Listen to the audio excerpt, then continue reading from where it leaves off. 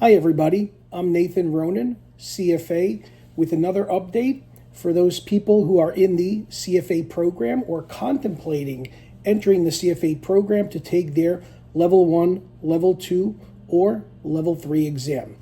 If you're one of those people, this is the update you want to listen to because this question comes up all the time. It comes up with me, it comes up with my competitors, it comes up with the CFA Institute.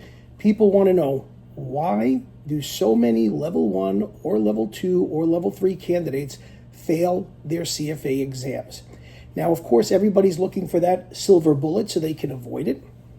But before we get to that point, what I'd like to ask you to do is to please press the subscribe button and the notifications bell so that you can continue to receive these updates on a weekly or bi-weekly basis as I post them here on YouTube or other forms of social media. As you all know, I've been in the CFA test prep business for 30 years. I'm celebrating my 30-year anniversary in 2026. And we are in that season for 2026 already. And the question that constantly is raised by people via email, WhatsApp, phone calls, even candidates in my program, candidates contemplating using my program, all through the years is, why are the pass rates so low? But even more importantly, what's causing so many candidates to fail? Why are the pass rates less than 50%? This is actually a point that discourages a lot of candidates in the program, continuing in the program, or thinking about the program from pursuing the CFA designation. Now, I've actually done some due diligence here, and I've actually, over a while, asked the people themselves. I mean, I was a candidate at 1.2, but what are candidates today experiencing? Why do they feel they're failing? Why do they feel their comrades, their other candidates are failing? Why is that? Why are people in their company failing? And here are a variety of reasons that I've heard. Okay, now I'm not going to elaborate on each one, but I just want to show you that there are so many reasons or so many explanations given for why people fail, and then I want to come down to the ones that I think are most relevant and why. Okay, I've heard everything from I didn't do enough of a review, meaning like a lack of review. Burnout, okay? People were studying for a long period of time. They burned out. Overconfidence. I thought the exam was going to be very easy because every exam I've taken, I've passed. Poor time management. I didn't really practice enough, so I didn't, manage my time on the exam or whatever. I didn't have enough time to study. Lack of sufficient preparation. That's another one that I've heard many times. Complacency. People become complacent. Another one. I didn't study derivatives, or I didn't study ethics and professional standards, or whatever. I didn't study fixed income, so that's why I failed. Failure to understand the level of difficulty at each exam and how each of the exams differs. Okay. I've also heard people say that they failed because they didn't do enough practice exams, or they didn't do enough mock exams. Okay. Another big one that I've heard all the time, I studied, but I choked on exam day, meaning exam anxiety. Okay. And then, of course, people have always said, I didn't really understand the concepts that well. I think I was memorizing too much, so kind of like a poor understanding of concepts. All of those are valid reasons to try to explain why you failed. Okay? But they're not really, there is no really magic bullet among them. I mean, we always try whenever we don't succeed, or when we succeed, to figure out that this is the one factor that caused me to fail, or this is the one factor that caused me to pass. And they're not really accurate or comprehensive. I sort of equate it to the person who joins a gym and they ask him, well, you joined the gym because you wanted to lose all this weight. It's been a year. Why haven't you lost any weight? And you'll hear all kinds of excuses, all kinds of reasons.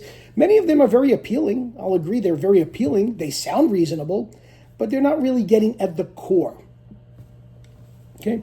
Another thing is like, oh, well, why, when people apply to colleges, you apply to all the Ivy League schools. Why do you think you didn't get into all of them? Or why do you think you only got into one of them but not all the others? Okay. You'll hear a lot of excuses about the essays, about the, the interviews, or about, what other people said or what they thought they should say. Okay. There's a lot of reasons why people try to explain failure away. Okay. Now, I don't like to focus on failure. I know a lot of other companies like to do that with all kinds of promises, with guarantees, like pass protection and I don't know, all kinds of guarantees. If you don't take the exam, we'll keep bankrolling you until death or something like that. You don't need all of this stuff, okay? In my opinion, that's just really like a fake safety net that makes you feel like, okay, well, if I don't do the work, somebody else is, paying for it. I think that's all the wrong mind frame or the mindset. The three factors that I think are the key to why people do not pass their CFA exams at level 1, level 2, and level 3 is, number one, lack of motivation. Let's talk about that for a second. I don't care what you do in life, okay, whether you are taking the CFA exam, or whether you want to build the best company, whether you want to pass, whether you want to get into a particular school, whether you want to lose weight, whatever it is, no motivation, lack of motivation, not enough motivation, doesn't matter how smart you are, will never achieve results. You could talk to Warren Buffett, you could talk to Bill Gates. Bill Gates quit Harvard or whatever, he got kicked out of Harvard, whatever, he didn't go to college. Doesn't matter. He still built one of the most amazing companies, okay? And if you asked him, how did he do it? Yeah, of course he's intelligent, but without motivation, it would have never happened. He was very motivated. Warren Buffett, even at the age of whatever he is now, 90 or whatever, very motivated to succeed. Motivation is a key factor to passing any CFA exam. Anybody that tells you elsewise doesn't know what they're talking about. Without any motivation, you'll never get through the material, you'll never do what you need to do, and you'll never pass. You got to be motivated. Number two, along with motivation, even if you have motivation, if you have no direction, no strategy, no focus, no concentration, no real direction on how to pass the exam or what to do or how to study, you have a lot of motivation, but you're just running amok. The chicken without the head running around. Okay, so you got the motivation to pass. Now you need the direction. The two go hand in hand. How do you get that direction? Not the way many people are doing it.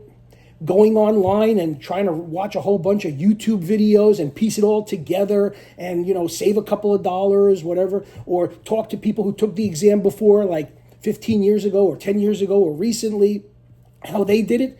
One size does not fit all, period. The same diet doesn't work for everybody to lose weight. Okay, the same routine exercises do not work for everybody to build muscle. Everybody is different. So you got to have a good direction, strategy, focus. They're all tied in together, motivation and direction.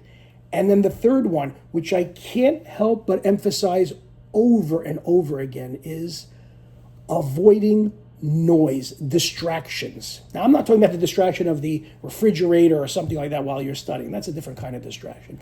What I'm talking about is distraction. That you're studying and you're studying on your own and you feel lonely, so you look for, YouTube videos and, LinkedIn ads and LinkedIn, people telling you how to study for the exam.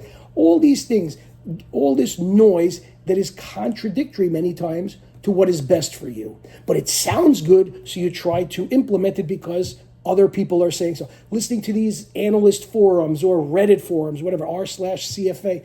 I mean, guys, you can pass these exams. These are not rocket science exams. Absolutely not. You're not studying the neurological sciences here. You're studying some theory on finance at level 1, 2, and then more application at level 3. You can absolutely do this with motivation, direction, and filtering out the noise. How do you do that? The best way you could do that, and yes, it is kind of sounding self-serving, is to have somebody in your corner who is supporting you, mentoring you, helping you and is available to you.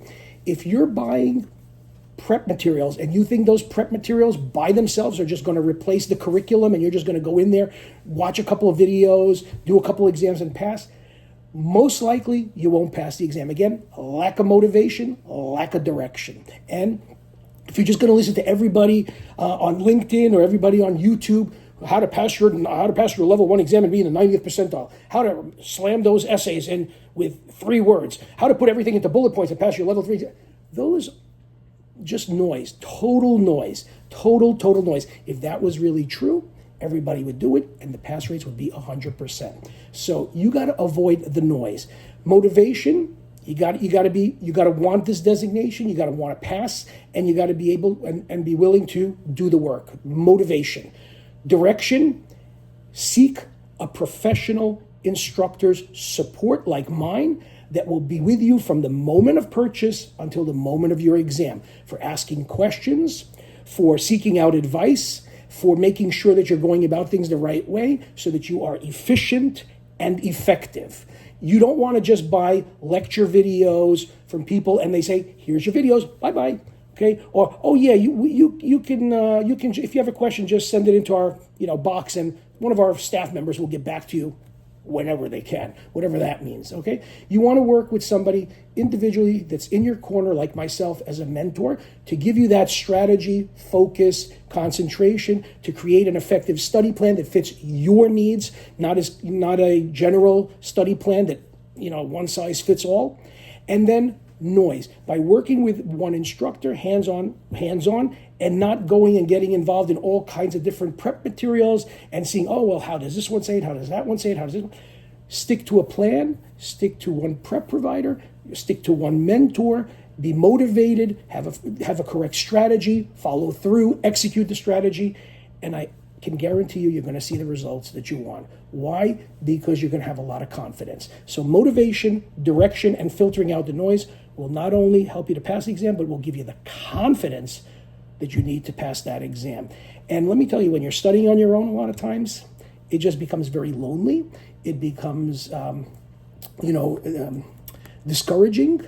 And that's what I'm here for, to give you that support so that you're not discouraged and that you can make it and that you don't need any kind of pass protection, so that you can keep taking the same exam over and over and over again. One time, no retakes, let's go. If you're interested, check out chalkandboard.org. That's CHALK and AND, board, BOARD, chalkandboard.org. My name, my email, my phone number up there. See how many other instructors will give you their personal number that you can reach out to them. Talk to you soon and hope you'll be joining me for level 1, level 2, or level 3, or all 3 of them. Okay, good luck. Bye-bye.